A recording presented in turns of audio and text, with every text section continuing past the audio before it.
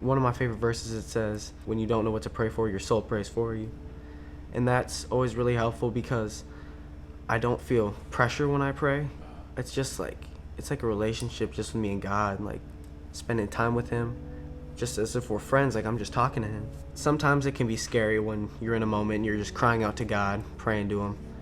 And then it's also really helpful because once you have that sense, when I get that sense that I'm really talking to him, so most of the time I'll just start crying because it's like, it means so much that I can finally have this peace. So like, as you know, I'm always really busy and stuff, so it's hard to try to find moments to be still. But I've kind of come to the exception that you can be still in any moment because God's always with you, so you just need to call out to him and be still. And then other times, especially right after church, what I'll do is I'll go right in my room once I'm done and I'll just be still and just reflect on the passage, the songs that I heard, the talks I had with the pastors and all that, and just really take in everything that I heard, and I will just be still and just let God talk. The prayer that first comes to mind is back when I was in a not so good place, the Serenity prayer. That one helped me because I really needed wisdom on things that I could control and things I couldn't, because it was just, life was so hard, I didn't know what to do. It really changed me because when I would really call out to God and ask for wisdom to show the difference between these things, it made my life so much better because I now had like a path on what to do, and I wasn't just blindly going, okay, I'm gonna do this, see if it works, I'll just ask God if it worked out later, right? Like I kind of have a plan. Firstly, it's helped me get a lot closer with Jesus.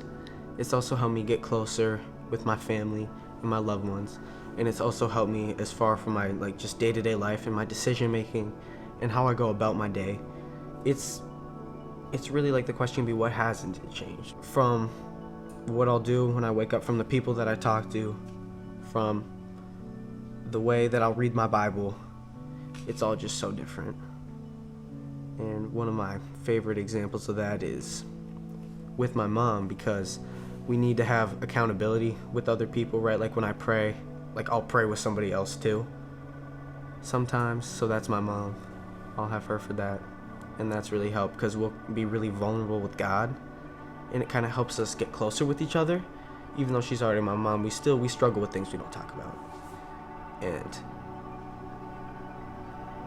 I love that. I love my mom.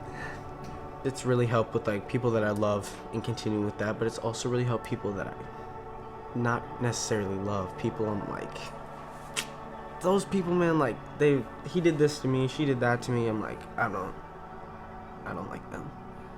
But prayers really helped me open my eyes to see like I've been that person in someone else's life, so I have to extend grace like Jesus tells us to, and it's helped me so much because I'm not angry anymore, just at people and at the world and all those things. It's